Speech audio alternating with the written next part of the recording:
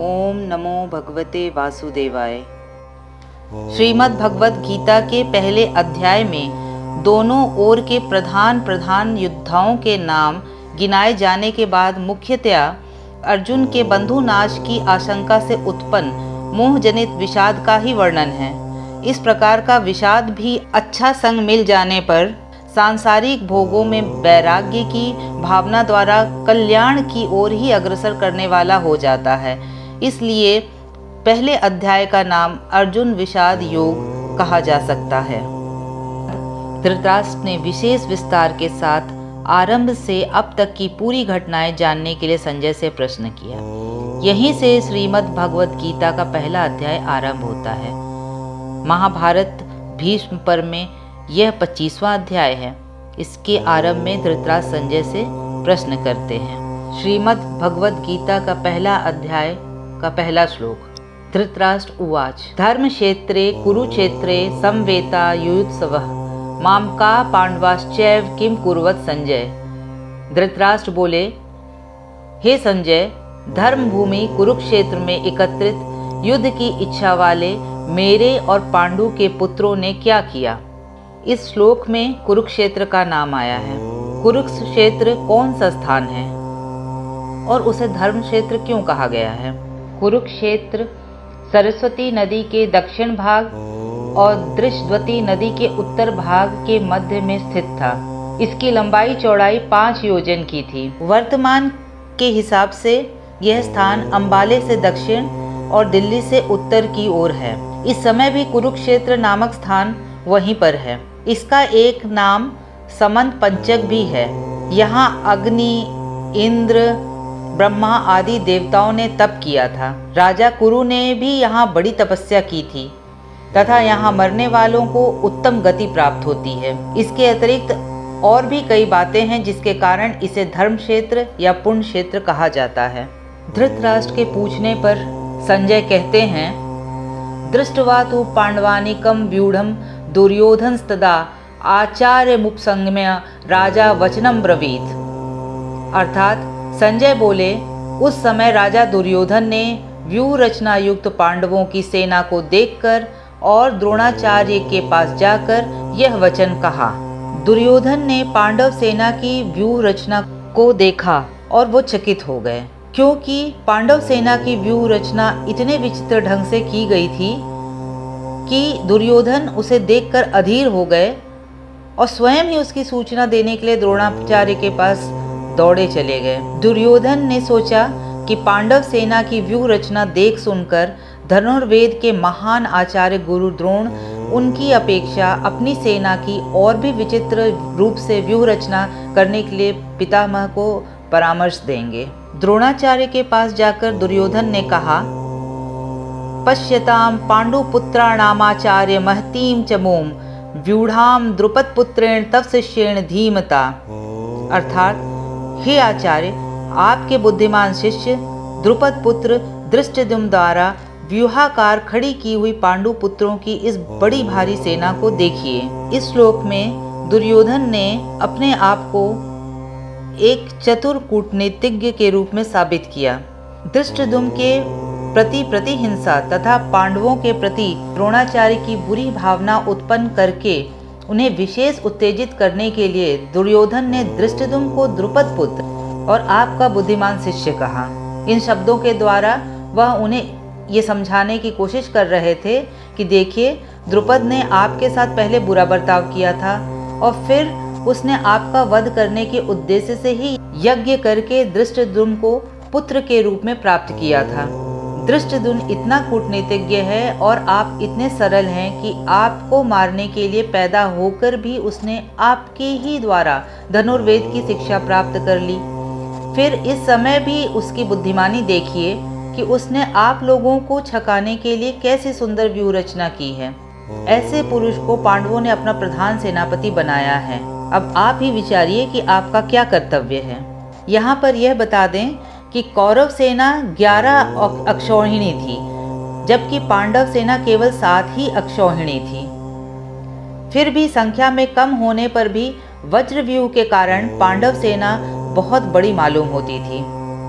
एक अक्षौहिणी सेना में 2,18,700 योद्धा होते थे, जिसमें 21,870 रथ, 21,870 हाथी, 65,610 घुड़सवार और 1,09,350 पैदल सेना शामिल होते थे।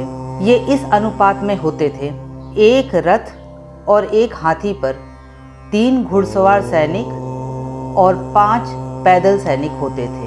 पांडव सेना की व्यूह रचना दिखलाकर अब दुर्योधन 3 श्लोकों द्वारा पांडव सेना के प्रमुख महारथियों के नाम बतलाते हैं। अत्र शूरा महेश्वासा भीमार्जुन समा युधि युयुधानो विराटश्च द्रुपदश्च महारथः धृष्टकेतुश्च चेकितानः काशीराजश्च वीरवान पुरुजित कुंती भोजश्च शैब्यश्च नरपुंगवः युधामन्युश्च विक्रांत उत्तम मौजाश्च वीरवान सुभद्रो द्रौपदेयाश्च सर्व एव महारथा।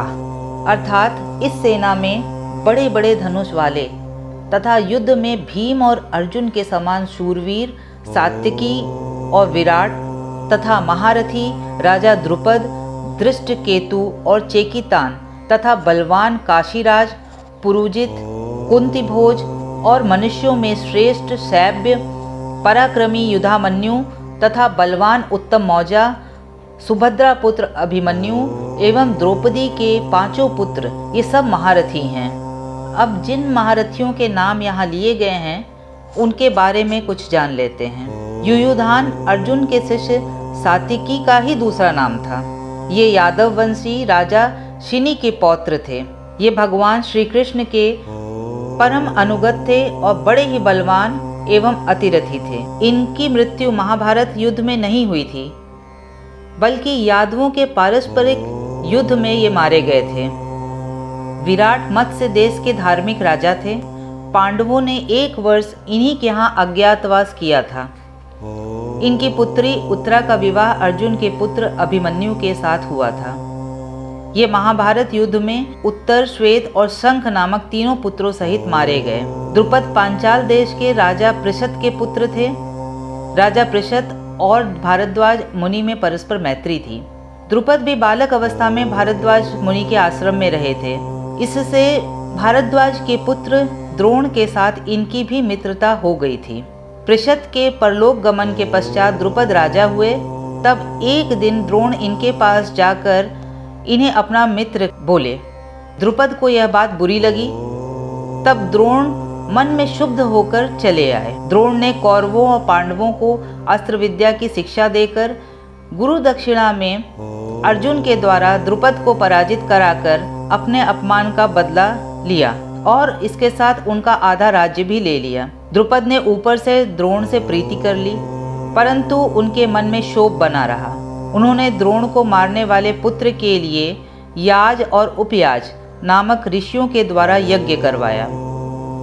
उसी यज्ञ की वेदी से धृष्टद्युम्न तथा कृष्णा का प्राकट्य हुआ। यही कृष्णा द्रौपदी या ज्ञानसेनी के नाम से प्रसिद्ध हुई और स्वयंवर में जीतकर पांडवों ने उसके साथ विवाह किया। राजा द्रुपद बड़े ही शूरवीर और महारथी थे। महाभारत युद्ध में द्रोण के हाथ से ही इनकी मृत्यु हुई। धृष्टकेतु चेदी देश के राजा शिशुपाल के पुत्र थे। ये महाभारत युद्ध में द्रोण के हाथ से मारे गए थे। चेकितान वृष्णिवंशी यादव महारथी योद्धा और बड़े सूरवीर थे। पांडवों की 7 अक्षौहिणी सेना के 7 सेनापतियों में से एक थे। ये महाभारत युद्ध में दुर्योधन के हाथ से मारे गए। काशीराज काशी के राजा थे।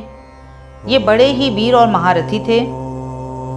काशीराज का नाम सेना बिंदु और क्रोधहंता भी बतलाया गया है। इनका नाम अभिभू भी बतलाया गया है। पुरुजित और कुंती भोज दोनों कुंती के भाई थे और युधिष्ठिर आदि के मामा होते थे। ये दोनों ही महाभारत युद्ध में द्रोणाचार्य के हाथ से मारे गए। शैब्य धर्मराज युधिष्ठिर के ससुर थे। इनकी कन्या देविका से युधिष्ठिर का विवाह हुआ था।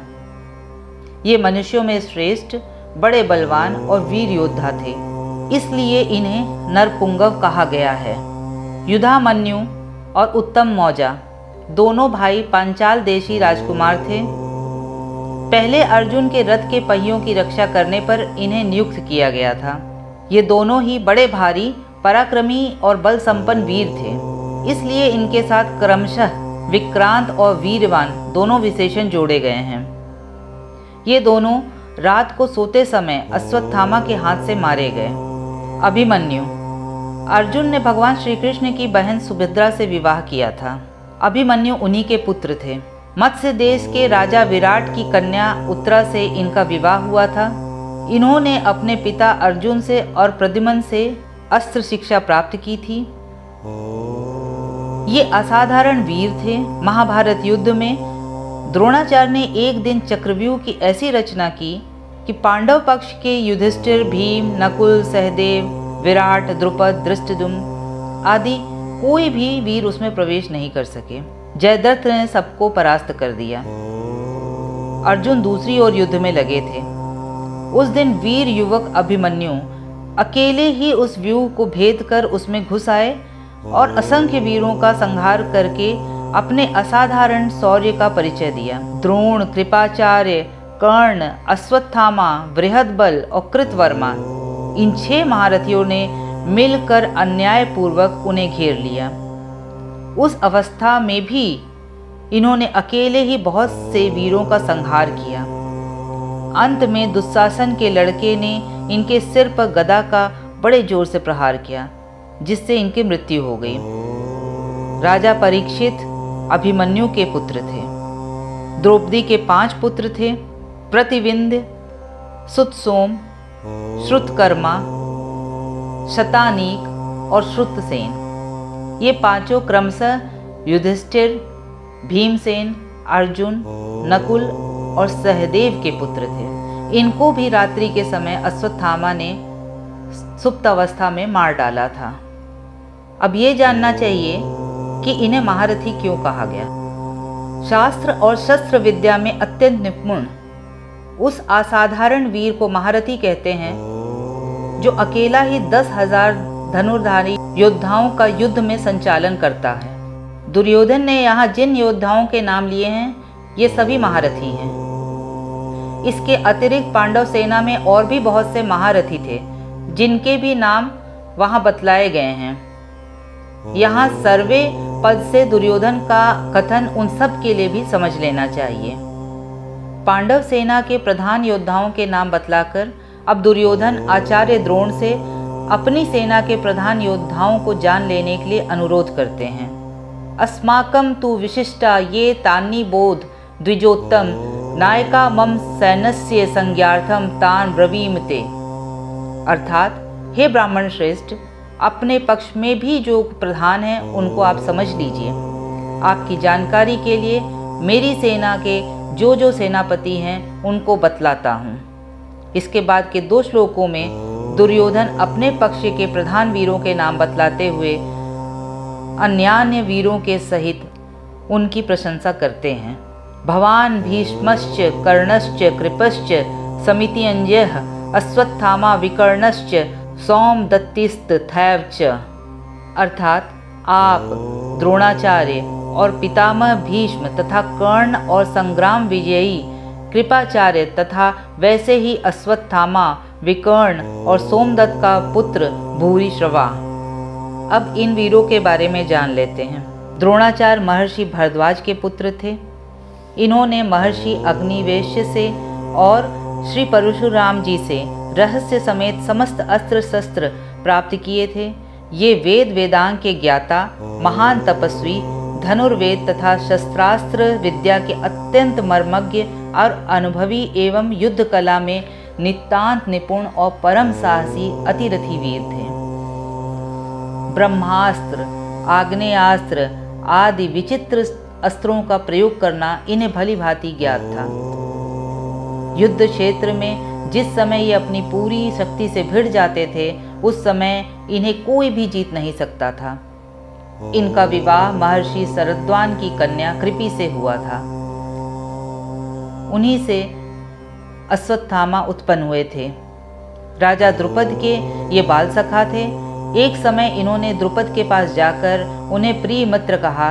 तब ऐश्वर्य मद से चूर द्रुपद ने इनका अपमान करते हुए कहा, मेरे जैसे ऐश्वर्य संपन्न राजा के साथ तुम सरीखे निर्धन दरिद्र मनुष्य की मित्रता किसी तरह भी नहीं हो सकती है।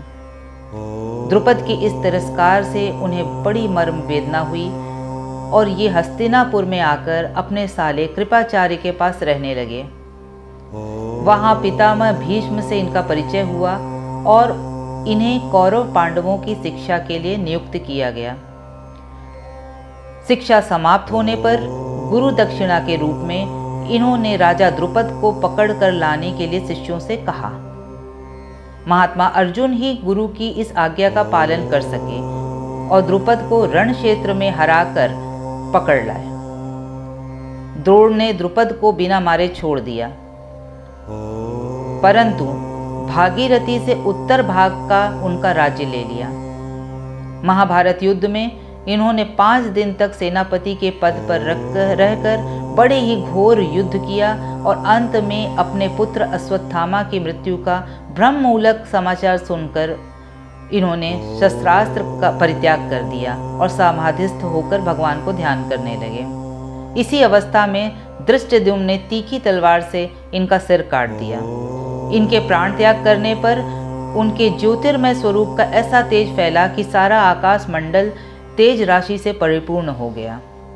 भीष्म राजा शांतनु के पुत्र थे। भागीरथी गंगा जी से इनका जन्म हुआ था। ये द्यो नामक नवम वसु के अवतार थे। इनका पहला नाम देवव्रत था। इन्होंने सत्यवती के साथ अपने पिता का विवाह करवाने के लिए सत्यवती के पालनकर्ता पिता के आज्ञा अनुसार पूर्ण युवावस्था में ही स्वयं जीवन भर कभी विवाह न करने तथा राजपद त्याग की भीषण प्रतिज्ञा कर ली थी। इसी भीषण प्रतिज्ञा के कारण इनका नाम भीष्म पड़ा। पिता के सुख के लिए इन्होंने प्रायः मनुष्य मात्र के परम लोभनी स्त्री सुख और राज्य सुख का सर्वथा त्याग कर दिया। इससे परम प्रसन्न होकर इनके पिता शांतनु ने इन्हें यह वरदान दिया था कि इनकी इच्छा के बिना मृत्यु भी इन्हें मार नहीं सकेगी। ये बाल ब्रह्मचारी अत्यंत तेजस्वी, शस्त्र शास्त्र दोनों के पूर्ण पारदर्शी और अनुभवी महान ज्ञानी, महान वीर तथा दृढ़ निश्चयी महापुरुष थे। इनमें शौर्य, वीर, त्याग, तितिक्षा, क्षमा, दया, शम, दम, सत्य, अहिंसा, संतोष, शांति, बल, तेज, न्यायप्रियता, नम्रता, उदारता, लोकप्रियता, स्पष्टवादिता, साहस, ब्रह्मचर्य, विरति, ज्ञान, विज्ञान, मातृपितृ भक्ति और गुरु सेवन आदि प्रायः सभी सद्गुण पूर्ण रूप से विकसित थे। भगवान की भक्ति से तो इनका जीवन ओतप्रोत था। ये भगवान श्री कृष्ण के स्वरूप और तत्व को भली भांति जानने वाले और उनके एकनिष्ठ पूर्ण श्रद्धा संपन्न और परम प्रेमी भक्त थे। महाभारत के युद्ध में इनकी समानता करने वाला दूसरा कोई भी वीर नहीं था। इन्होंने दुर्योधन के सामने प्रतिज्ञा की थी कि मैं 5 पांडवों को तो कभी नहीं मारूंगा, परंतु प्रतिदिन 10,000 योद्धाओं को मारता रहूंगा। इन्होंने कौरव पक्ष में प्रधान सेनापति के पद पर रहकर 10 दिनों तक घोर युद्ध किया। तदनंतर सरसैया पर पड़े पड़े सबको महान ज्ञान का उपदेश देकर उत्तरायण आ जाने के बाद स्वेच्छा से देह त्याग कर दिए। कर्ण कुंती के पुत्र थे। सूर्य देव के प्रभाव से कुंती की कुमारी अवस्था में ही इनका जन्म हो गया था। कुंती ने इन्हें पेटी में रखकर नदी में डाल दिया था, परंतु भाग्यवश इनकी मृत्यु नहीं हुई और बहते बहते वह पेटी हस्तिनापुर आ गई। अधिरथ नामक सूत इन्हें अपने घर ले गए और उसकी पत्नी राधा ने इसका पालन पोषण किया और ये उन्हीं के पुत्र माने जाने लगे। कवच और कुंडल रूपी धन के साथ ही इनका जन्म हुआ था। इससे अधिरथ ने इनका नाम वसुसेन रखा था। इन्होंने द्रोणाचार्य और परशुराम जी से शस्त्र शास्त्र विद्या सीखी थी। ये शास्त्र और शस्त्र दोनों के ही बड़े पंडित और अनुभवी थे। शस्त्र विद्या और युद्ध कला में ये अर्जुन के समान थे। दुर्योधन इन्हें अंग देश का राजा बना दिया था। दुर्योधन के साथ इनकी प्रगाढ़ मैत्री थी और ये तन मन से सदा उनके हित चिंतन में लगे रहते थे। यहाँ तक कि माता कुंती और भगवान श्री कृष्ण के समझाने पर भी इन्होंने दुर्योधन को छोड़कर पांडव पक्ष में आना स्वीकार नहीं किया। इनकी दानशीलता अद्वितीय थी। ये सदा सूर्यदेव की उपासना किया करते थे। उस समय इनसे कोई कुछ भी मांगता ये सहर्ष दे देते थे। एक दिन देवराज इंद्र ने अर्जुन के हितार्थ ब्राह्मण का वेश धरकर इनके शरीर में के साथ लगे हुए नैसर्गिक कवच कुंडलों को मांग लिया। इन्होंने बड़ी ही प्रसन्नता के साथ उसी क्षण कवच कुंडल उतार दिए। उसके बदले में इंद्र ने उन्हें एक वीर घातिनी अमोघ शक्ति प्रदान की थी। कर्ण ने युद्ध के समय उसी के द्वारा भीमसेन के वीर पुत्र घटोत्कच का वध किया था। द्रोणाचार्य के बाद महाभारत युद्ध में 2 दिनों तक प्रधान सेनापति रहकर ये अर्जुन के हाथ से मारे गए थे। कृपाचार्य गौतम वंशी महर्षि शरद्वान के पुत्र थे। ये धनुर्विद्या के बड़े पारदर्शी और अनुभवी थे। इनकी बहन का नाम कृपि था। महाराज शांतनु ने कृपा करके इन्हें पाला था, इससे इनका नाम कृप और इनकी बहन का नाम कृपि हुआ। ये वेद शास्त्र के ज्ञाता, धर्मात्मा तथा सद्गुणों से संपन्न सदाचारी पुरुष हैं। द्रोणाचार्य से पूर्व कौरव पांडवों को और यादव आदि को धनुर्वेद की शिक्षा दिया करते थे। समस्त कौरव वंश के नाश हो जाने पर भी ये जीवित रहे। इन्होंने परीक्षित को अस्त्र विद्या सिखलाई। ये बड़े ही वीर और विपक्षियों पर विजय प्राप्त करने में निपुण थे। इसीलिए इनके नाम के साथ समितियंजय विशेषण लगाया गया है। अश्वत्थामा आचार्य द्रोण के पुत्र थे। ये शस्त्रास्त्र विद्या में अत्यंत निपुण, युद्ध कला में प्रवीण, बड़े ही शूरवीर महारथी थे। इन्होंने भी अपने पिता द्रोणाचार्य से ही युद्ध विद्या सीखी थी। विकर्ण धृतराष्ट्र के दुर्योधन आदि 100 पुत्रों में से ही एक का नाम विकर्ण था। ये बड़े धर्मात्मा, वीर और महारथी थे। कौरवों की राज्यसभा में अत्याचार पीड़िता द्रौपदी ने जिस समय सब लोगों से पूछा कि मैं हारी गई या नहीं, उस समय विदुर को छोड़कर शेष सभी सभासद चुप हो रहे। एक विकर्ण ही ऐसे थे जिन्होंने सभा में खड़े होकर बड़ी तीव्र भाषा में न्याय और धर्म के अनुकूल स्पष्ट कहा था कि द्रौपदी के प्रश्न का उत्तर न दिया जाना बड़ा अन्याय है। मैं तो समझता हूं कि द्रौपदी हम लोगों के द्वारा जीती नहीं गई है। सोमदत्त के पुत्र भूरिश्रवा को सोमदत्ती कहा करते थे। ये शांतनु के बड़े भाई बाहली के पौत्र थे। ये बड़े ही धर्मात्मा, युद्ध कला में कुशल और सूरवीर महारथी थे। इन्होंने बड़ी बड़ी दक्षिणा वाले अनेक यज्ञ किए थे। ये महाभारत युद्ध में सात्यकी के हाथ से मारे गए। बाहलीक महाभारत युद्ध के सबसे वृद्ध योद्धा थे। अन्ये च बहवः शूरा मदर्थे त्यक्त जीविता नाना शस्त्र प्रहरणा सर्वे युद्ध विशारदा।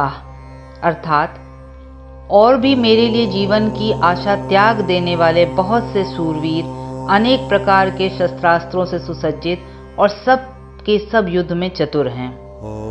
इस श्लोक के पूर्व शल्य, बाहलीक, भगदत्त, कृतवर्मा और जयद्रथ आदि महारथियों के नाम नहीं लिए गए हैं। इस श्लोक में उन सब की ओर संकेत करते हुए दुर्योधन ने यह भाव दिखलाया है कि अपने पक्ष के जिन जिन शूरवीरों के नाम मैंने बतलाए हैं, उनके अतिरिक्त और भी बहुत से योद्धा हैं जो तलवार, गदा, त्रिशूल आदि हाथ में रखे जाने वाले शस्त्रों से और बाण, तोमर, शक्ति आदि छोड़े जाने वाले अस्त्रों से भली भांति सुसज्जित हैं तथा युद्ध कला में बड़े कुशल महारथी हैं। एवं ये सभी ऐसे हैं जो मेरे लिए प्राण न्यौछावर करने को तैयार हैं। इससे आप यह निश्चय समझिए कि ये मेरे मरते दम तक मेरी विजय के लिए डटकर युद्ध करेंगे। अपने महारथी योद्धाओं की प्रशंसा करके अब दुर्योधन दोनों सेनाओं की तुलना करते हुए अपनी सेना को पांडव सेना की अपेक्षा अधिक शक्तिशाली और उत्तम बतलाते हैं। अपर्याप्तम तदस्माकं बलम भीष्माभिर्षितम पर्याप्तम त्विदमेतेषां बलम भीमाभिर्षितम। अर्थात भीष्म पितामह द्वारा रक्षित हमारी वह सेना सब प्रकार से अजेय है और भीम द्वारा रक्षित इन लोगों की यह सेना जीतने में सुगम है। इस श्लोक में दुर्योधन ने भीम के द्वारा रक्षित सेना को पर्याप्त बतलाकर उसकी न्यूनता ही सिद्ध की है। उनका कहना है कि जहां हमारी सेना के संरक्षक भीष्म हैं और वहां उनकी सेना के संरक्षक भीम हैं, जो शरीर से बड़े बलवान होकर के भी भीष्म की तुलना में कुछ भी नहीं हैं। कहाँ रणकला कुशल शस्त्र शास्त्र निपुण परम बुद्धिमान भीष्म पितामह और कहाँ धनुर्विद्या में अकुशल मोटी बुद्धि का भीम। इसलिए उसकी सेना पर्याप्त अर्थात सीमित शक्ति वाली है, उस पर हम लोग सहज ही विजय प्राप्त कर सकते हैं। हमारी सेना अपर्याप्त यानी असीमित शक्ति वाली है। इस प्रकार भीष्म द्वारा संरक्षित अपनी सेना को अजय बताकर अब दुर्योधन सब ओर से भीष्म की रक्षा करने के लिए द्रोणाचार्य आदि समस्त महारथियों से अनुरोध करते हैं। अयनेषु च सर्वेषु यथा भागम वस्थिताः भीष्मेवाभिरक्षन्तु भवन्तः सर्व एव ही।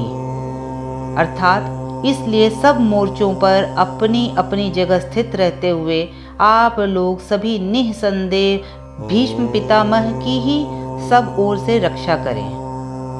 दुर्योधन ये जानते हैं कि पितामह भीष्म अपनी रक्षा करने में सर्वथा समर्थ हैं, परंतु भीष्म जी ने पहले ही यह कह दिया था कि द्रुपद पुत्र शिखंडी पहले स्त्री था, पीछे से पुरुष हुआ है। स्त्री रूप में जन्म होने के कारण मैं उसे अब भी स्त्री ही मानता हूँ। स्त्री जाति पर वीर पुरुष शस्त्र प्रहार नहीं करते, इसलिए वह सामने आ जाएगा तो मैं उस पर शस्त्र प्रहार नहीं करूँगा। इसीलिए सारी सेना के एकत्र हो जाने पर दुर्योधन ने पहले भी सब योद्धाओं सहित दुशासन को सावधान करते हुए विस्तार पूर्वक यह बात समझाई थी। यहाँ भी इसी भय के संभावना से दुर्योधन अपने पक्ष के सभी प्रमुख महारथियों से अनुरोध कर रहे हैं कि आप लोग जो जिस व्यूह द्वार मोर्चे पर नियुक्त हैं, सभी अपने अपने स्थान पर दृढ़ता के साथ डटे रहें और पूरी सावधानी रखें, जिससे किसी भी व्यूह द्वार से शिखंडी अपनी सेना में प्रविष्ट होकर भीष्म पितामह के पास ना पहुंच जाए। सामने आते ही उसी समय शिखंडी को मार भगाने के लिए आप सभी महारथी प्रस्तुत रहें। यदि आप लोग शिखंडी से भीष्म को बचा सकें तो फिर हमें किसी प्रकार का भय नहीं है। अन्य महारथियों को पराजित करना तो भीष्म जी के लिए बड़ी आसान बात है। दुर्योधन के द्वारा अपने पक्ष के महारथियों की विशेष रूप से पितामह भीष्म की प्रशंसा किए जाने का वर्णन सुनाकर अब संजय उसके बाद की घटनाओं का वर्णन करते हैं। तस्य संजनयन हर्षम कुरु वृद्ध पितामहः सिंहनादम विंध्योच्चय शंखं दध्मो प्रतापवान। अर्थात कौरवों में वृद्ध बड़े प्रतापी पितामह भीष्म ने उस दुर्योधन के हृदय में हर्ष उत्पन्न करते हुए उच्च स्वर से सिंह की दहाड़ के समान गरज कर शंख बजाया। इस श्लोक का आशय ये है कि भीष्म पितामह कुरुकुल में बाहलिक को छोड़कर सबसे बड़े थे। कौरवों और पांडवों का इनका एक सा संबंध था और पितामह के नाते ये दोनों के ही पूज्य थे। इसलिए संजय इनको कौरवों में वृद्ध और पितामह कहा है।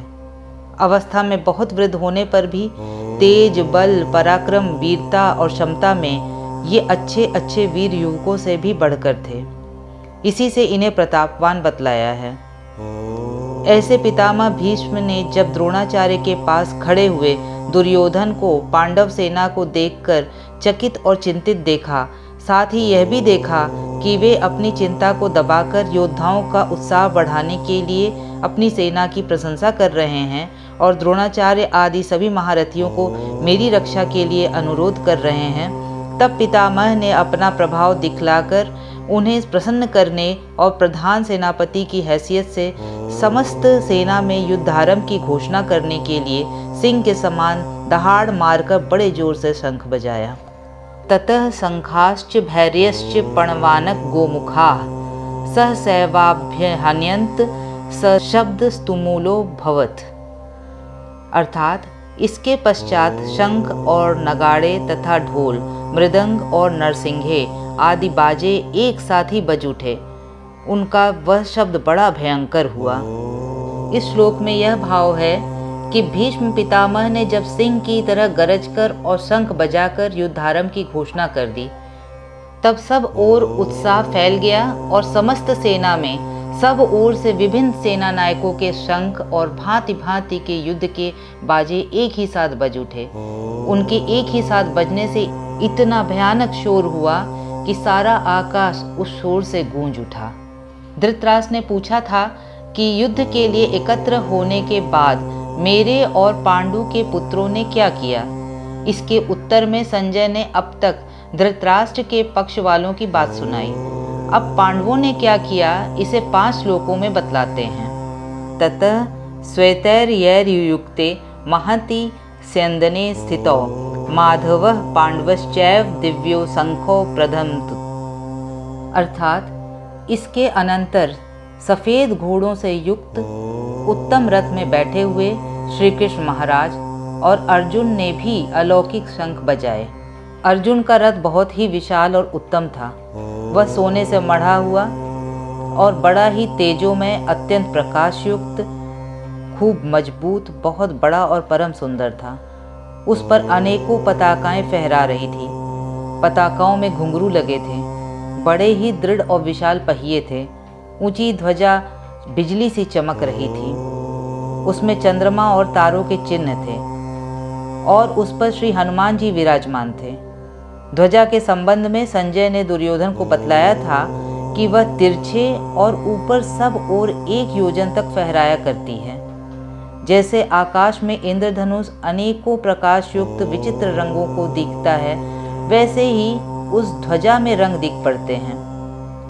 इतनी विशाल और फैली हुई होने पर भी ना तो उसमें बोझ है और ना वह कहीं रुकती है या अटकती ही है। वृक्षों के झुंड में वह निर्बाध चली जाती है। वृक्ष उसे छू नहीं पाते। 4 बड़े सुंदर, सुसज्जित, सुशिक्षित, बलवान और तेजी से चलने वाले सफ़ेद दिव्य घोड़े उस रथ पे जुते हुए थे। ये चित्ररथ गंधर्व के दिए हुए 100 दिव्य घोड़ों में से थे।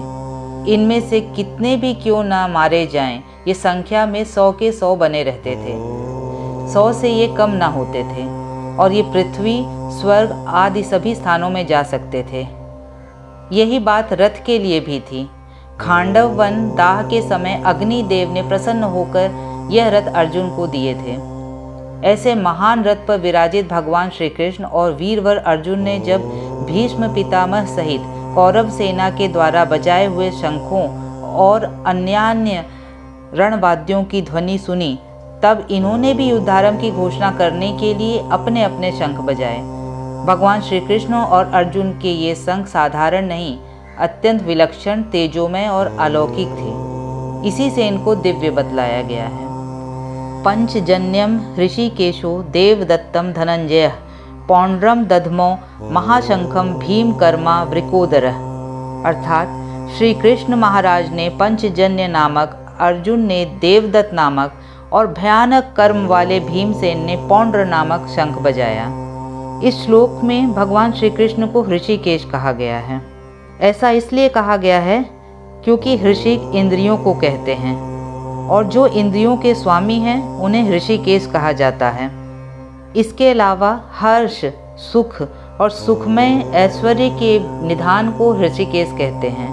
भगवान इंद्रियों के अधीश्वर भी हैं और हर्ष, सुख और परमेश्वर्य के निधान भी, इसलिए उनका एक नाम ऋषिकेश भी है। पंचजन नामक शंख रूपधारी एक दैत्य को मारकर भगवान ने उसे शंख रूप में स्वीकार किया था। इससे उस शंख का नाम पंचजन हो गया। राजसूय यज्ञ के समय अर्जुन बहुत से राजाओं को जीतकर अपार धन लाए थे। इस कारण उनका एक नाम धनंजय हो गया, जिस नाम का प्रयोग इस श्लोक में किया गया है। और देवदत्त नामक शंख इनको निवात कवच आदि दैत्यों के साथ युद्ध करने के समय इंद्र ने दिया था। इस शंख का शब्द इतना भयंकर होता था कि उसे सुनकर शत्रुओं की सेना दहल जाती थी। भीमसेन बड़े भारी बलवान थे। उनके कर्म ऐसे भयानक होते थे कि देखने सुनने वाले लोगों के मनों में अत्यंत भय उत्पन्न हो जाता था। इसलिए भीमकर्मा कहलाने लगे। इनके भोजन का परिमाण बहुत अधिक होता था और उसे पचाने की भी इनमें बड़ी शक्ति थी, इसलिए इन्हें वृकोदर कहते थे। इनका शंख बहुत बड़े आकार का था और उससे बड़ा भारी शब्द होता था, इसलिए उसे महाशंख कहा गया है। अनंत विजयम राजा कुंती पुत्रो युधिष्ठिरः नकुलः सहदेवश्च सुघोष मणि पुष्पकौ। अर्थात कुंती पुत्र राजा युधिष्ठिर ने अनंत विजय नामक और नकुल तथा सहदेव ने सुघोष और मणिपुष्पक नामक शंख बजाए। महाराज पांडु के 5 पुत्रों में युधिष्ठिर, भीम और अर्जुन तो कुंती से उत्पन्न हुए थे और नकुल तथा सहदेव माद्री से। इस श्लोक में नकुल और सहदेव के भी नाम आए हैं। युधिष्ठिर और नकुल सहदेव की माताएं भिन्न भिन्न थीं। इसी बात को जनाने के लिए युधिष्ठिर को कुंती पुत्र कहा गया है तथा इस समय राजभ्रष्ट होने पर भी युधिष्ठिर ने पहले राजसूय यज्ञ में सब राजाओं पर विजय प्राप्त करके चक्रवर्ती साम्राज्य की स्थापना की थी। संजय को विश्वास है कि आगे चलकर वे ही राजा होंगे और इस समय भी उनके शरीर में समस्त राज चिन्ह विद्यमान हैं, इसलिए उनको राजा कहा गया है। काश्यश्च परमेश्वासः शिखंडी च महारथः धृष्टद्युम्नो विराटश्च सात्यकिश्च पराजितः द्रुपदो द्रौपदेयाश्च सर्वशः पृथ्वीपते सौभद्रश्च महाबाहु शंखानंदमुः पृथक पृथक। अर्थात श्रेष्ठ धनुष वाले काशीराज और महारथी शिखंडी एवं धृष्टद्युम्न तथा विराट और अजेय सात्यकी राजा द्रुपद एवं द्रौपदी के 5 पुत्र और बड़ी भुजा वाले सुभद्रा पुत्र अभिमन्यु, इन सभी ने हे राजन सब ओर से अलग अलग शंख बजाए। काशीराज, धृष्टद्युम्न, विराट, सात्यकी, द्रुपद तथा द्रौपदी के 5 पुत्र और अभिमन्यु का परिचय तो पहले ही हम दे चुके हैं। अब जानते हैं कि शिखंडी कौन थे। शिखंडी और धृष्टद्युम्न दोनों ही राजा द्रुपद के पुत्र थे। शिखंडी बड़े थे, धृष्टद्युम्न छोटे थे।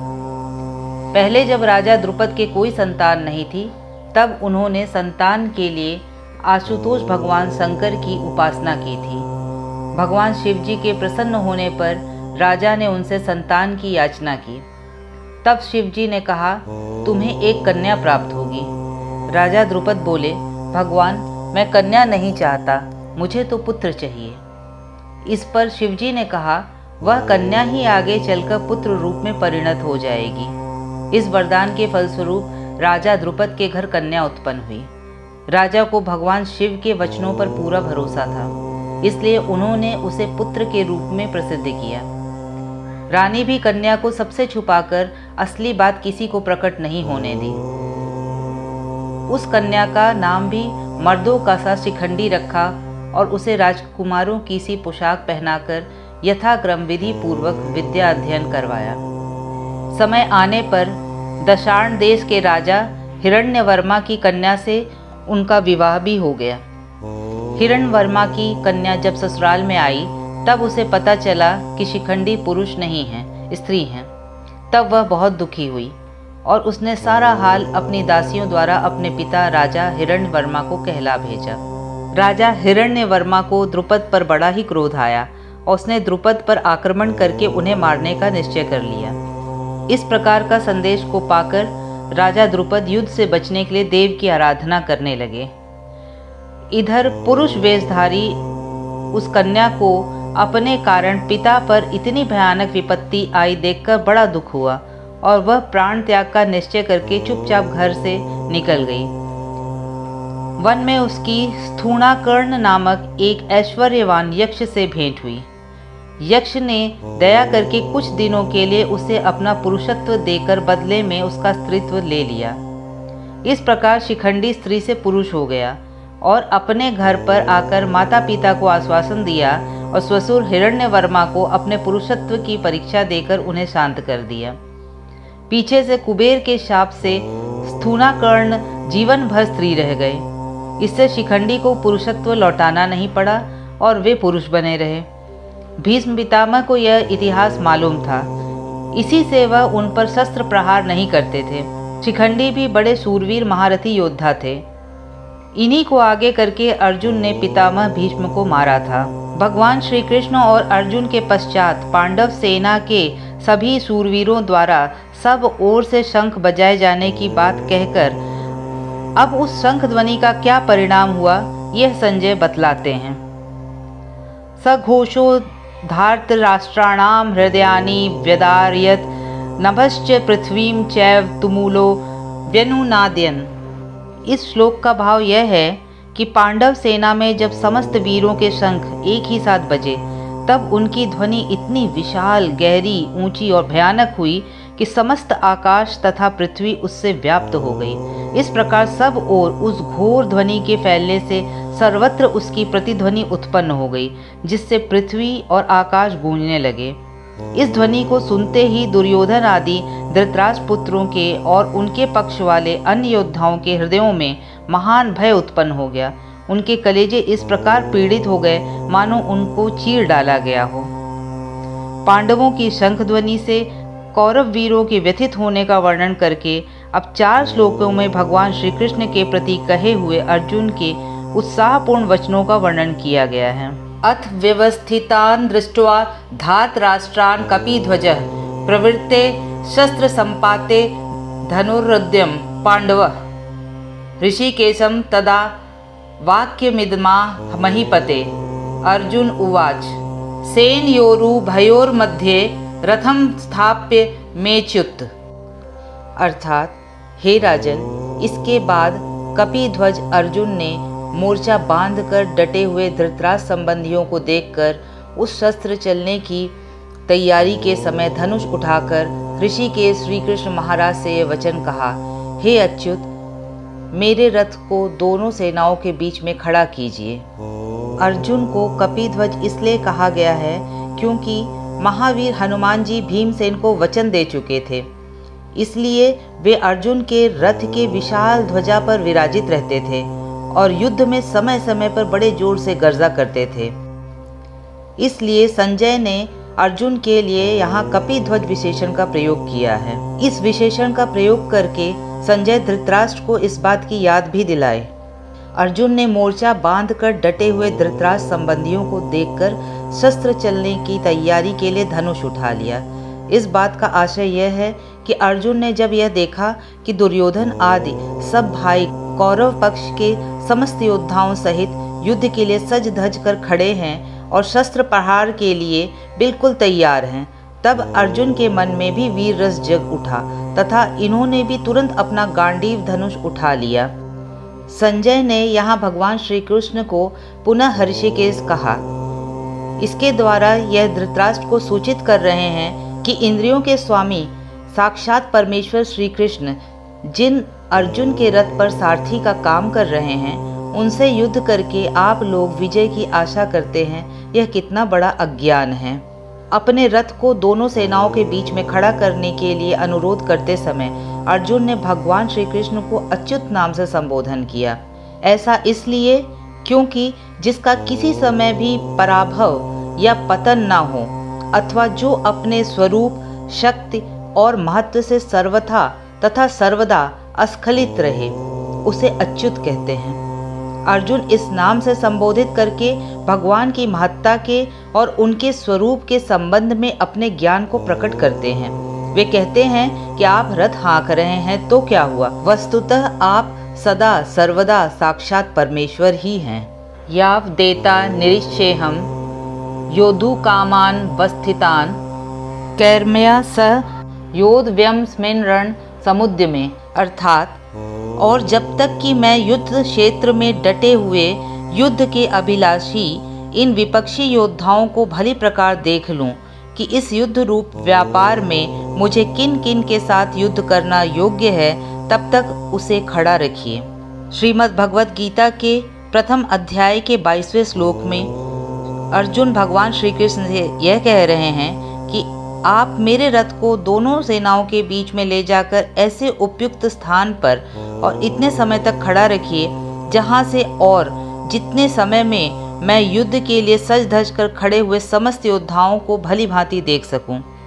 ऐसा करके मैं यह जानना चाहता हूँ कि इस रणोद्यम में युद्ध के विकट प्रसंग में स्वयं मुझको किन किन वीरों के साथ लड़ना पड़ेगा। योत्समानानवेक्षेहं य एतेत्र समागताः धृतराष्ट्रस्य दुर्बुद्धेर्युद्धे प्रिय चिकीर्ष्वः। अर्थात दुर्बुद्धि दुर्योधन का युद्ध में हित चाहने वाले जो ये राजा लोग इस सेना में आए हैं, इन युद्ध करने वालों को मैं देखूंगा। यहाँ 23वें श्लोक में अर्जुन ने दुर्योधन को दुर्बुद्धि इसलिए बतलाया है क्योंकि वनवास तथा अज्ञातवास के 13 वर्ष पूरे होने पर पांडवों को उनका राज्य लौटा देने की बात निश्चित हो चुकी थी और तब तक वह कौरवों के हाथ में धरोहर के रूप में था, परंतु उसे अन्यायपूर्वक हड़प जाने की नीयत से दुर्योधन इससे सर्वथा इनकार कर गए। दुर्योधन ने पांडवों के साथ अब तक और तो अनेकों अन्याय तथा अत्याचार किए ही थे, परंतु इस बार उनका यह अन्याय तो असह्य ही हो गया। दुर्योधन को इसी पाप बुद्धि का स्मरण करके अर्जुन उन्हें दुर्बुद्धि बतला रहे हैं। इस प्रकार से पाप बुद्धि दुर्योधन का अन्याय और अत्याचार में साथ देने वाले राजा लोग भी दुर्योधन के बुद्धि के समान ही दुष्ट हो गए हैं। इस प्रकार के दुष्ट बुद्धि वाले और दुर्योधन का अहित ही करने वाले लोग अपने आप को बड़ा बलवान मानकर और युद्ध के लिए उत्सुक होकर खड़े हुए इन सबको मैं जरा देखूं तो सही कि ये कौन कौन हैं, और फिर युद्ध स्थल में भी देखूं कि ये कितने बड़े वीर हैं और इन्हें अन्याय तथा अधर्म का पक्ष लेने का मजा चखाऊं। अर्जुन के इस प्रकार कहने पर भगवान ने क्या किया, अब 2 श्लोकों में संजय इसका वर्णन करते हैं। संजय उवाच एव मुक्तो हृषिकेशो गुडाकेशेन भारत सेनयोरुभयोर्मध्ये स्थापित्वा रथोत्तमं भीष्म द्रोण प्रमुखतः सर्वेषां च महीक्षिताम् उवाच पार्थ पश्यतान समवेतान कुरुनीति। अर्थात संजय बोले, हे धृतराष्ट्र, अर्जुन द्वारा इस प्रकार कहे हुए महाराज श्री कृष्ण ने दोनों सेनाओं के बीच में भीष्म और द्रोणाचार्य के सामने तथा संपूर्ण राजाओं के सामने उत्तम रथ को खड़ा करके इस प्रकार कहा कि हे पार्थ, युद्ध के लिए जुटे हुए इन कौरवों को देखो। इस 24वें श्लोक में संजय ने अर्जुन को गुडाकेश कहा है। गुडाका निद्रा को कहते हैं। जो नींद को जीतकर उस पर अपना अधिकार कर ले उसे गुडाकेश कहते हैं। अर्जुन ने निद्रा जीत ली थी, वे बिना सोए रह सकते थे, नींद उन्हें सताती नहीं थी, आलस्य के वश में भी वे नहीं होते थे।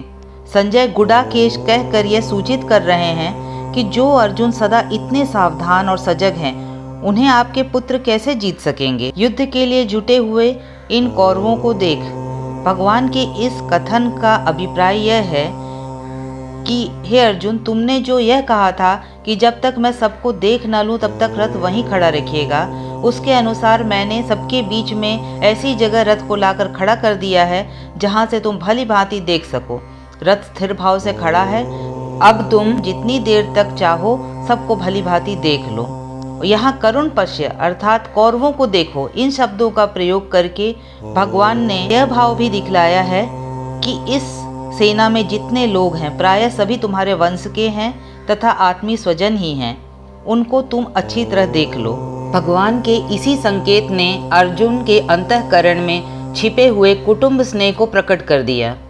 अर्जुन के मन में बंधु स्नेह से उत्पन्न करुणा जनित कायरता प्रकट करने के लिए ये शब्द मानो बीज रूप हो गए। ऐसा लगता है कि अर्जुन को निमित्त बनाकर लोक कल्याण के लिए स्वयं भगवान ने ही इन शब्दों के द्वारा उनके हृदय में ऐसी भावना उत्पन्न कर दी जिससे उन्होंने युद्ध करने से इनकार कर दिया, और उसके फलस्वरूप साक्षात भगवान के मुखारविंद से त्रिलोक पावन दिव्य गीतामृत की ऐसी परम मधुर धारा बह निकली जो अनंत काल तक अनंत जीवों का परम कल्याण करती रहेगी। आगे के श्लोक में यह बतलाया गया है कि भगवान श्री कृष्ण की आज्ञा सुनकर अर्जुन ने क्या किया।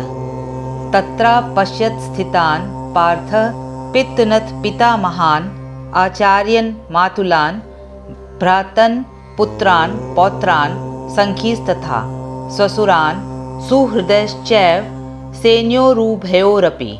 इस 1.5 श्लोक का अर्थ है कि इसके बाद पृथा पुत्र अर्जुन ने उन दोनों ही सेनाओं में स्थित ताऊ चाचों को, दादों परदादों को, गुरुओं को, मामाओं को, भाइयों को, पुत्रों को, पौत्रों को तथा मित्रों को, ससुरों को और सुहृदों को भी देखा।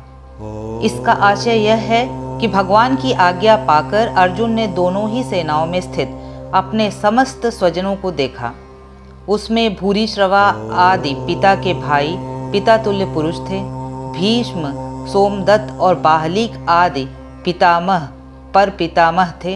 द्रोणाचार्य, कृपाचार्य आदि गुरु थे। पुरुजित, कुंतीभोज और शल्य आदि मामा थे।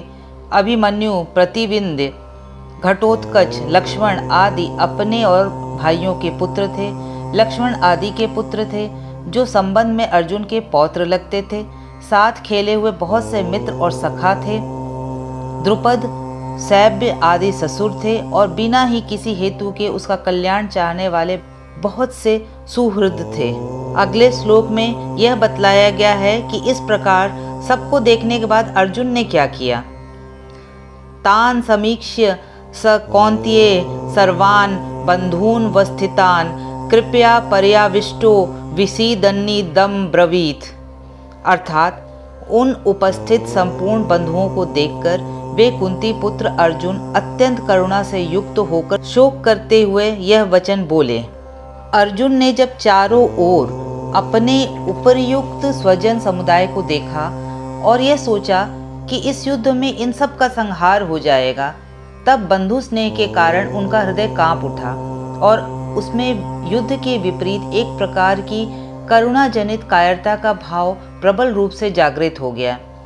यही अत्यंत करुणा है जिसको संजय ने पर्या कृपया कहा है और इस कायरता के आवेश में अर्जुन अपने क्षत्रियोचित वीर स्वभाव को भूलकर अत्यंत मोहित हो गए। बंधु स्नेह के कारण अर्जुन की कैसी स्थिति हुई, अब 2.5 श्लोकों में अर्जुन स्वयं उनका वर्णन करते हैं। अर्जुन उवाच दृष्टवेमं स्वजनं कृष्ण युयुत्सुं समुपस्थितं सीदन्ति मम गात्राणि मुखं च परिशुष्यति वेप्थुश्च शरीरे में रोमहर्षश्च जायते। अर्थात अर्जुन बोले, हे कृष्ण, युद्ध क्षेत्र में डटे हुए युद्ध के अभिलाषी इस स्वजन समुदाय को देखकर मेरे अंग शिथिल हुए जा रहे हैं और मुख सूखा जा रहा है तथा मेरे शरीर में कंपन एवं रोमांच हो रहा है। अर्जुन आगे कहते हैं, गांडीवम स्त्रंसते हस्तात्वक्चैव परिदह्यते न च शक्नोम्यवस्थातुं भ्रमतीव च मे मनः। अर्थात हाथ से गांडीव धनुष गिर रहा है और त्वचा भी बहुत जल रही है तथा मेरा मन भ्रमित सा हो रहा है, इसलिए मैं खड़ा रहने को भी समर्थ नहीं हूँ। इन श्लोकों द्वारा अर्जुन का यह भाव है कि इस महायुद्ध का महान भयंकर परिणाम होगा। ये सारे छोटे और बड़े सगे संबंधी तथा आत्मीय स्वजन जो इस समय मेरी आंखों के सामने हैं, मौत के मुंह में चले जाएंगे। इस बात को सोचकर मुझे इतनी मार्मिक पीड़ा हो रही है, मेरे हृदय में इतना भयंकर दाह और भय उत्पन्न हो गया है, जिसके कारण मेरे शरीर की ऐसी दुरावस्था हो रही है कि मेरे सारे अंग अत्यंत शिथिल हो गए हैं। हाथ ऐसे शक्ति शून्य हो रहे हैं कि उनसे गांडीव धनुष को चढ़ाकर बाण चलाना तो दूर रहा, मैं उसको पकड़े भी नहीं रह सकता, वह हाथ से छूटा जा रहा है।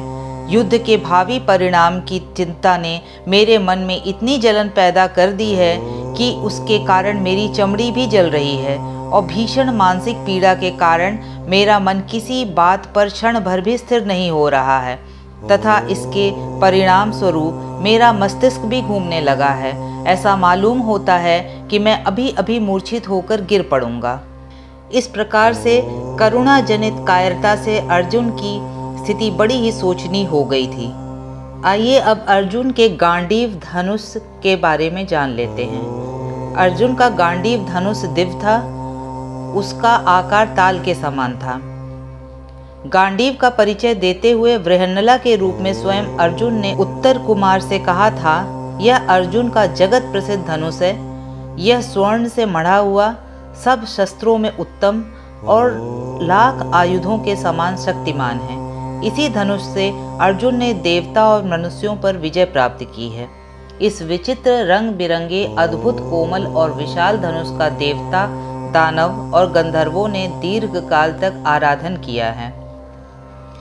इस परम दिव्य धनुष को ब्रह्मा जी ने 1000 वर्ष, प्रजापति ने 503 वर्ष, इंद्र ने 85 वर्ष, चंद्रमा ने 500 वर्ष और वरुण देव ने 100 वर्ष तक रखा था। यह अर्जुन को खांडव वन जलाने के समय अग्नि देव ने वरुण से दिलाया था। आगे अपनी विषाद युक्त स्थिति का वर्णन करके अब अर्जुन अपने विचारों के अनुसार युद्ध का अनौचित्य सिद्ध करते हैं। निमित्तानि च पश्यामि विपरीतानि केशव, न च श्रेयोनुपश्यामि हत्वा स्वजन माहवे। अर्थात हे केशव, मैं लक्षणों को भी विपरीत ही देख रहा हूँ तथा युद्ध में स्वजन समुदाय को मारकर कल्याण भी नहीं देखता। अर्जुन ने लक्षणों को विपरीत बतलाकर इस श्लोक में यह भाव दिखाया है कि असमय में ग्रहण होना, धरती का कांप उठना और आकाश में नक्षत्रों का गिरना आदि बुरे शकुनों से भी यह प्रतीत होता है कि इस युद्ध का परिणाम अच्छा नहीं होगा। इसलिए मेरी समझ में युद्ध न करना ही श्रेयस्कर है। उन्होंने यह भी कहा कि युद्ध में अपने सगे संबंधियों को मारने से किसी प्रकार का भी हित होने की संभावना नहीं है, क्योंकि प्रथम तो आत्मीय स्वजनों के मारने से चित्त में पश्चाताप जनित शोभ होगा, दूसरे उनके अभाव में जीवन दुखमय हो जाएगा और तीसरे उनके मारने से महान पाप होगा। इन दृष्टियों से ना इस लोक में हित होगा ना परलोक में ही। अतएव मेरे विचार से युद्ध करना किसी भी प्रकार उचित नहीं होगा। अर्जुन ये कहने के बाद कि स्वजनों को मारने से किसी प्रकार का भी हित होने की संभावना नहीं है, अब आगे वे इसी बात की पुष्टि करते हैं। न कांक्षे विजयम कृष्ण न च राज्यम सुखानि च, किम नो राज्येन गोविंद किम भोगैर जीवितेन वा। अर्थात हे कृष्ण, मैं ना तो विजय चाहता हूँ और न राज्यों तथा सुखों को ही। हे गोविंद, हमें ऐसे राज्य से क्या प्रयोजन है अथवा ऐसे भोगों से और जीवन से भी क्या लाभ है। अर्जुन यहाँ अपने मन में चल रहे विचारों को बतलाते हैं। वो कहते हैं कि हे कृष्ण, इन आत्मीय स्वजनों को मारने पर जो विजय, राज्य और सुख मिलेंगे, मैं उन्हें जरा भी नहीं चाहता। मुझे तो यही प्रतीत होता है कि इनको मारने पर हमें इस लोक और परलोक में संताप ही होगा। फिर किस लिए युद्ध किया जाए और इन्हें मारा जाए? क्या होगा ऐसे राज्य और भोगों से? मेरी समझ से तो इन्हें मारकर जीने में भी कोई लाभ नहीं है। अब अर्जुन स्वजन वध से मिलने वाले राज्य भोग आदि को न चाहने का कारण बताते हैं। येषामर्थे कांक्षितम नो राज्यम भोगा सुखानि च, त इमेव स्थिता युद्धे प्राणाम सत्यक्त्वा धनानि च। अर्थात हमें जिनके लिए राज्य, भोग और सुखादि अभीष्ट हैं, वे ही ये सब धन और जीवन की आशा को त्याग कर युद्ध में खड़े हैं। इस श्लोक में अर्जुन यह कह रहे हैं कि मुझको अपने लिए तो राज्य, भोग और सुखादि की आवश्यकता ही नहीं है, क्योंकि मैं जानता हूँ ना तो इनमें स्थायी आनंद ही है और ना ही स्वयं ही नित्य है। मैं तो इन भाई बंधु आदि स्वजनों के लिए ही राज्य आदि की इच्छा करता था, परंतु मैं देखता हूँ कि ये सब युद्ध में प्राण देने के लिए तैयार खड़े हैं। यदि इन सब की मृत्यु हो गई तो फिर राज्य, भोग और सुख आदि किस काम आएंगे? इसलिए किसी भी प्रकार से युद्ध करना उचित नहीं है। इस प्रकार युद्ध का अनौचित्य दिखलाकर अब अर्जुन युद्ध में मरने के लिए तैयार होकर आए हुए स्वजन समुदाय में कौन कौन है, इसका संक्षेप में वर्णन करते हैं। आचार्याः पितरः पुत्रास्थैव च पितामहाः, मातुलाः स्वसुराः पौत्राः स्यालाः संबंधिंस्तथा। अर्थात गुरुजन, ताऊ चाचे, लड़के और उसी प्रकार दादे मामे, ससुर, पौत्र, साले तथा और भी संबंधी लोग हैं। सेना में उपस्थित शूरवीरों के साथ अपना संबंध बतलाकर अब अर्जुन किसी भी हेतु से इन्हें मारने में अपनी अनिच्छा प्रकट करते हैं। एतान हन्तुमिच्छामि घ्नतोपि मधुसूदन अपि त्रैलोक राज्यस्य हेतु किम नु मही कृते। अर्थात हे मधुसूदन, मुझे मारने पर भी अथवा तीनों लोगों के राज्य के लिए भी मैं इन सबको मारना नहीं चाहता, फिर पृथ्वी के लिए तो कहना ही क्या है। यहाँ अर्जुन यह कहना चाहते हैं कि मेरे पक्ष वालों की तो कोई बात ही नहीं है, परंतु जो विपक्ष में स्थित संबंधी हैं वे भी जब मैं युद्ध से निवृत्त हो जाऊंगा तब संभवतः मुझे मारने की इच्छा नहीं करेंगे, क्योंकि वे सब राज्य लोभ से ही युद्ध करने को तैयार हुए हैं। जब हम लोग युद्ध से निवृत्त होकर राज्य की आकांक्षा ही छोड़ देंगे तब तो मारने का कोई कारण ही नहीं रह जाएगा, परंतु कदाचित इतने पर भी उनमें से कोई मारना चाहेंगे तो मुझे मारने की चेष्टा करने वालों को भी मैं नहीं मारूंगा। यहाँ अर्जुन ने यह भावना दिखलाई है कि पृथ्वी के राज्य और सुखों की तो बात ही कौन सी है, इनको मारने पर कहीं त्रिलोकी का निष्कंटक राज्य मिलता हो तो उसके लिए भी मैं इन आचार्य आदि आत्मीय स्वजनों को नहीं मारना चाहता। आगे श्लोक में अर्जुन ने अपने संबंधियों को मारने में लाभ का अभाव और पाप की संभावना बतलाकर अपनी बात को और पुष्ट किया है। निहत्य धार्तराष्ट्रानः का प्रीति स्याज्जन्नादन पापमेवा श्रयेदस्मान् हत्वैतानात्तायिनः। अर्थात हे जनार्दन, धृतराष्ट्र के पुत्रों को मारकर हमें क्या प्रसन्नता होगी, इन आताताइयों को मारकर तो हमें पाप ही लगेगा। अर्जुन ने यहाँ यह भाव दिखलाया है कि विपक्ष में स्थित इन धृतराष्ट्र पुत्रों को और उनके साथियों को मारने से इस लोक और परलोक में हमारी कुछ भी इष्ट सिद्धि नहीं होगी, और जब इच्छित वस्तु ही नहीं मिलेगी तब प्रसन्नता तो होगी ही कैसे। अतएव किसी दृष्टि से भी मैं इनको मारना नहीं चाहता। यहाँ अर्जुन ने यह भी कहा है कि इन आताताइयों को मारकर तो हमें पाप ही लगेगा। ऐसा उन्होंने क्यों कहा है? आताताइयों को मारने के बारे में स्मृतिकारों ने स्पष्ट शब्दों में कहा है, अपना अनिष्ट करने के लिए आते हुए आताताई को बिना विचारे ही मार डालना चाहिए। आताताई के मरने से मारने वाले को कुछ भी दोष नहीं होता। वशिष्ठ स्मृति में भी आताताई के लक्षण इस प्रकार बताए गए हैं।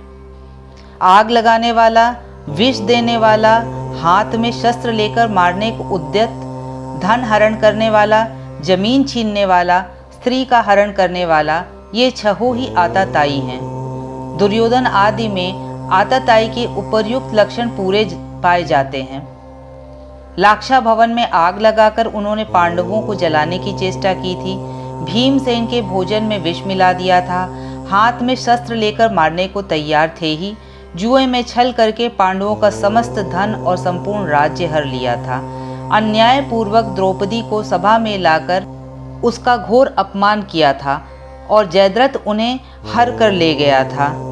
इस अवस्था में अर्जुन ने ये कैसे कहा कि इन आताताइयों को मारकर तो हमें पाप ही लगेगा? इसमें कोई संदेह नहीं कि स्मृतिकारों के मत में आताताइयों का वध करना दोष नहीं माना गया है, और यह भी निर्विवाद सत्य है कि दुर्योधन आदि आताताई भी थे। परंतु कहीं स्मृतिकार ने एक विशेष बात यह भी कही है कि जो अपने कुल का नाश करता है वह सबसे बढ़कर पापी है। इन वाक्यों का सामान्य आज्ञा की अपेक्षा कहीं बलवान समझकर यहाँ अर्जुन यह कह रहे हैं कि धृतराष्ट्र के पुत्र आताताई होने पर भी जब हमारे कुटुंबी हैं तब इनको मारने में तो पाप ही लगेगा। अर्जुन ने इस अध्याय के अंत तक इसी बात का स्पष्टीकरण किया है। स्वजनों को मारना सब प्रकार से हानिकारक बतलाकर अगले श्लोक में अब अर्जुन अपना मत प्रकट कर रहे हैं। तस्मानं मारहा वयम हन्तुम धार्तराष्ट्रान् स्वबान्धवान् स्वजनम ही कथम हत्वा सुखिनः स्याम माधव। अर्थात अतएव हे माधव, अपने ही बांधव धृतराष्ट्र के पुत्रों को मारने के लिए हम योग्य नहीं हैं, क्योंकि अपने ही कुटुंब को मारकर हम कैसे सुखी हो सकते हैं। यहाँ यह प्रश्न उठता है कि कुटुंब नाश से होने वाले दोष तो दोनों ही के लिए समान ही हैं। फिर यदि इस दोष पर विचार करके दुर्योधन आदि युद्ध से नहीं हटते, तब तुम ही इतना विचार क्यों करते हो? अर्जुन 2 श्लोकों में इस प्रश्न का उत्तर देते हैं। यद्यप्येते न पश्यन्ति लोभोपहत चेतसः कुलक्षयकृतं दोषं मित्रदोहे च पातकम् कथम न येज्ञमस्माभिः पापादस्मान्निवर्तितुं कुलक्षयकृतं दोषं प्रपश्य द्विर्जनार्दन। अर्थात यद्यपि लोभ से भ्रष्ट चित्त हुए ये लोग कुल के नाश से उत्पन्न दोष को और मित्रों से विरोध करने में पाप को नहीं देखते, तो भी हे जनार्दन, कुल के नाश से उत्पन्न दोष को जानने वाले हम लोगों को इस पाप से हटने के लिए क्यों नहीं विचार करना चाहिए। यहाँ अर्जुन के कथन का यह भाव है कि अवश्य ही दुर्योधन आदि का यह कार्य अत्यंत ही अनुचित है, परंतु उनके लिए ऐसा करना कोई बड़ी बात नहीं है, क्योंकि लोभ ने उनके अंतःकरण विवेक को नष्ट कर दिया है। इसलिए ना तो वे यह देख पाते हैं कि कुल के नाश से कैसे कैसे अनर्थ और दुष्परिणाम होते हैं, ना ही उन्हें यह सूझ पड़ता है कि दोनों सेनाओं में एकत्रित बंधु बांधवों और मित्रों का परस्पर बैर करके एक दूसरे को मारना कितना भयंकर पाप है। पर हम लोग जो उनकी भांति लोभ में अंधे नहीं हो रहे हैं और कुल नाश से होने वाले दोष को भली भांति जानते हैं, जानबूझकर घोर पाप में क्यों प्रवृत्त हों? हमें तो विचार करके इससे हट ही जाना चाहिए। कुल नाश से कौन कौन से दोष उत्पन्न होते हैं, इस पर अर्जुन कहते हैं, कुल क्षय प्रणश्यन्ति कुल धर्मा सनातना धर्मे नष्टे कुलम कृत्सन मधर्मो विभवत्युत। अर्थात कुल के नाश से सनातन कुल धर्म नष्ट हो जाते हैं।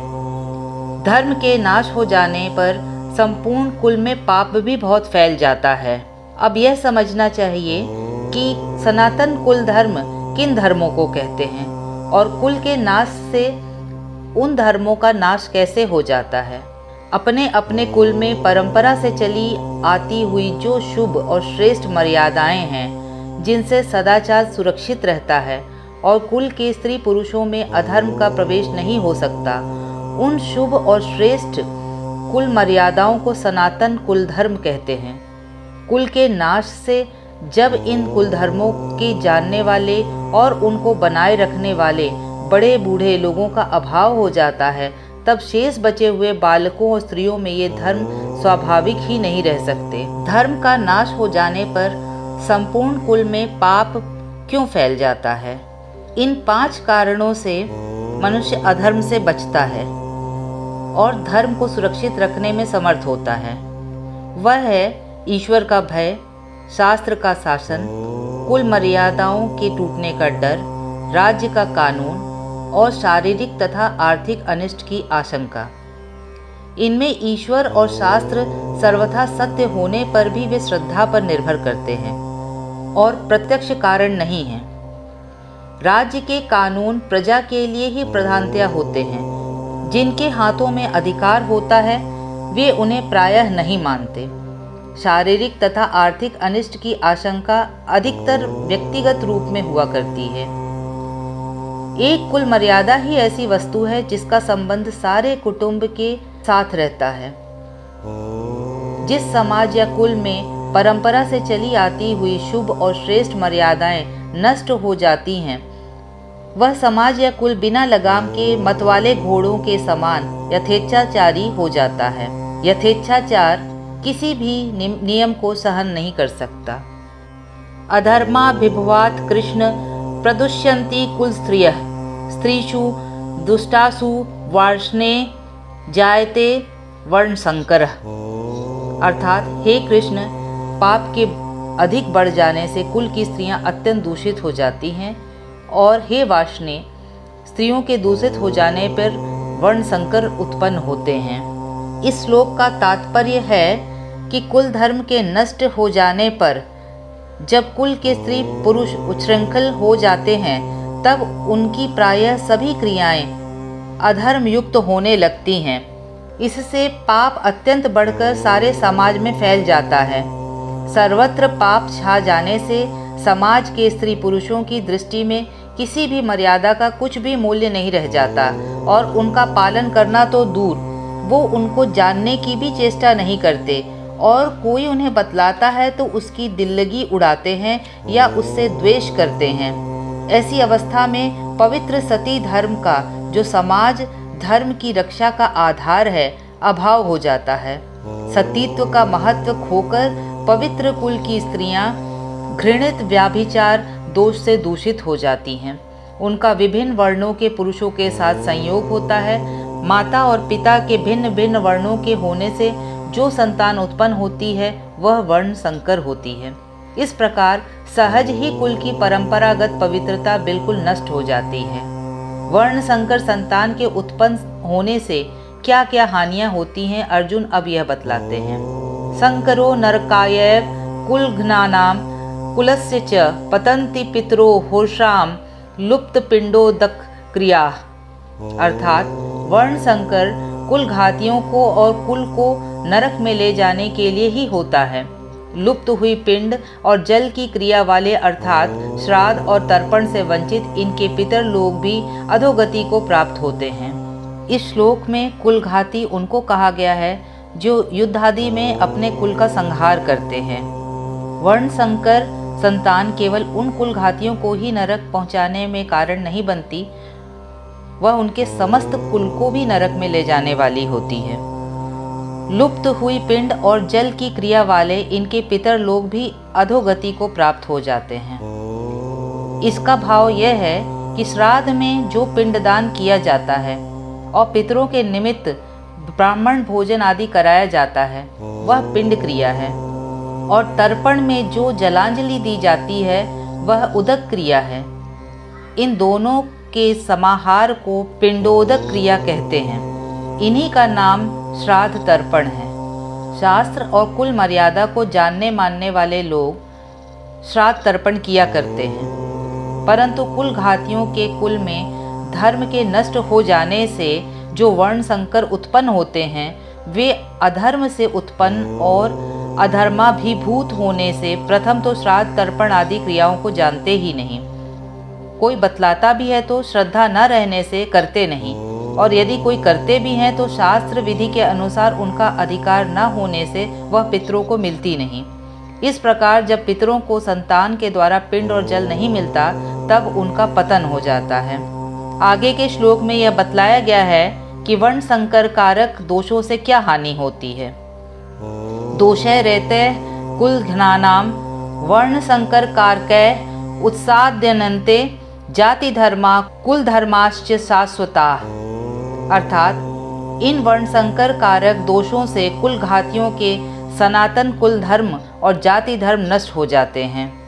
उपर्युक्त पदों से उन दोषों की बात कही गई है जो वर्ण संकर की उत्पत्ति में कारण हैं। वे दोष हैं कुल का नाश, कुल के नाश से कुल धर्म का नाश तथा पापों की वृद्धि, और पापों की वृद्धि से कुल स्त्रियों का व्यभिचार आदि दोषों से दूषित होना। इन्हीं चार दोषों से वर्ण संकर की उत्पत्ति होती है। सनातन कुल धर्म और जाति धर्म में अंतर होता है। वंश परंपरागत सदाचार की मर्यादाओं का नाम सनातन कुल धर्म है। 40वें श्लोक में इनके साथ सनातना विशेषण दिया गया है और यहाँ इनके साथ शाश्वता विशेषण का प्रयोग किया गया है। वेद शास्त्रोक्त वर्ण धर्म का नाम जाति धर्म है। कुल की श्रेष्ठ मर्यादाओं को जानने और चलाने वाले बड़े बूढ़ों का अभाव होने से जब कुल धर्म नष्ट हो जाते हैं और वर्ण संकरता कारक दोष बढ़ जाते हैं तब जाति धर्म भी नष्ट हो जाता है, क्योंकि वर्णेतर के संयोग से उत्पन्न संकर संतान में वर्ण धर्म नहीं रह सकता। इसी प्रकार वर्ण संकर कारक दोषों से इन धर्मों का नाश होता है। कुल धर्म और जाति धर्म के नाश से क्या हानि होती है, इस पर यह श्लोक कहता है, उत्सन्न कुल धर्माणाम मनुष्याणाम जनार्दन नरके नियतम वासो भवतीत्य नुशुश्रुम। अर्थात हे जनार्दन, जिनका कुल धर्म नष्ट हो गया है ऐसे मनुष्यों का अनिश्चित काल तक नरक में वास होता है, ऐसा हम सुनते आए हैं। इस श्लोक में अर्जुन यह कह रहे हैं कि जिनके कुल धर्म और जाति धर्म नष्ट हो गए हैं उन सर्वथा अधर्म में फंसे हुए लोगों को पापों के फलस्वरूप दीर्घ काल तक कुंभीपाक और रौरव आदि नरक में गिरकर भांति भांति की भीषण यम यातनाएं सहनी पड़ती हैं। ऐसा हम लोग परंपरा से सुनते आए हैं। अतएव कुलनाश की चेष्टा कभी नहीं करनी चाहिए। इस प्रकार स्वजन वध से होने वाले महान अनर्थ का वर्णन करके अब अर्जुन युद्ध के उद्योग रूप अपने कृत्य पर शोक प्रकट करते हैं। अहो बत महत् पापम कर्तुम व्यवसिता वयम यद्राज्य सुख लोभेन हंतुम स्वजन मुद्यता। अर्थात हा शोक, हम लोग बुद्धिमान होकर भी महान पाप करने को तैयार हो गए हैं, जो राज्य और सुख के लोभ से स्वजनों को मारने के लिए उद्यत हो गए हैं। अर्जुन ने यहाँ यह भाव दिखलाया है कि हम लोग जो धर्मात्मा और बुद्धिमान माने जाते हैं और जिनके लिए ऐसे पाप कर्म में प्रवृत्त होना किसी भी प्रकार से उचित नहीं हो सकता, वे भी ऐसे महान पाप का निश्चय कर चुके हैं। यह अत्यंत ही आश्चर्य और शोक की बात है। उन्होंने यह भी भाव दिखलाया है कि हम लोगों का राज्य और सुख के लोभ से इस प्रकार तैयार हो जाना बड़ी भारी गलती है। इस प्रकार पश्चाताप करने के बाद अब अर्जुन अपना निर्णय सुनाते हैं। यदि माम प्रतीकारम शस्त्रम शस्त्रपाणयः धृतराष्ट्रा रणे हन्युस्तन्मे क्षेमतरम भवेत्। अर्थात यदि मुझ शस्त्र रहित एवं सामना न करने वाले को शस्त्र हाथ में लिए हुए धृतराष्ट्र के पुत्र रण में मार डालें तो वह मारना भी मेरे लिए अधिक कल्याणकारक होगा। अर्जुन यहाँ कह रहे हैं कि इस प्रकार युद्ध की घोषणा होने पर भी जब मैं शस्त्रों का त्याग कर दूंगा और उन लोगों की किसी भी क्रिया का प्रतिकार नहीं करूंगा, तब संभवतः वे भी युद्ध नहीं करेंगे और इस तरह समस्त आत्मीय जनों की रक्षा हो जाएगी। परंतु यदि कदाचित वे ऐसा न करके मुझे शस्त्रहीन और युद्ध से निवृत्त जानकर मार भी डालें तो वह मृत्यु भी मेरे लिए अत्यंत कल्याणकारी होगी, क्योंकि इससे एक तो मैं कुलघात रूप भयानक पाप से बच जाऊंगा, दूसरे अपने सगे संबंधी और आत्मीय जनों की रक्षा हो जाएगी और तीसरे कुल रक्षा जनित महान पुण्य कर्म से परम पद की प्राप्ति भी मेरे लिए आसान हो जाएगी। अर्जुन अपने प्रतिकार रहित उपर्युक्त प्रकार के मरण से कुल की रक्षा और अपना कल्याण निश्चित मानते हैं, इसलिए उन्होंने वैसे मरण को अत्यंत कल्याणकारक बतलाया है। भगवान श्री कृष्ण से इतनी बात कहने के बाद अर्जुन ने क्या किया, इस जिज्ञासा पर अर्जुन की स्थिति बतलाते हुए संजय कहते हैं, एव मुक्त्वा अर्जुनः संख्ये रथोपस्थ उपाविशत् विसृज्य सशरम चापम शोक संविघ्न मानसः।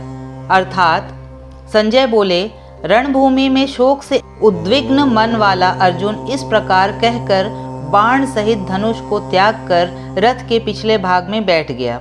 यहाँ संजय कह रहे हैं कि विषाद मग्न अर्जुन ने भगवान से इतनी बातें कहकर बाण सहित गांडीव धनुष को उतार कर नीचे रख दिया और रथ के पिछले भाग में चुपचाप बैठकर वे नाना प्रकार की चिंताओं में डूब गए।